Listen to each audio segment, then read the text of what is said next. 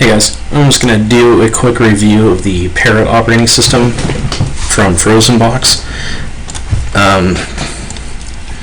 It's a Debian-based system. It's basically Kali with like cooler graphics. It has a few things that Kali doesn't come with, but just the thing you'll notice about it is the graphics are just fantastic.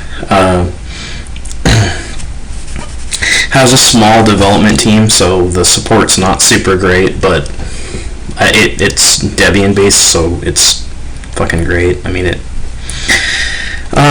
some of the tools it comes with, if you're familiar with Kali, it's pretty much the same tool set with a few added bonuses. You've got your exploitation tools, you've got sniffers, you got wireless tools, you got good old standby aircrack, Wi-Fi, easy mode stuff, password crackers, John, Oafcrack. I've got some of this stuff, remote authentication tools, just the stuff that you normally play with, maybe, if you're into that stuff.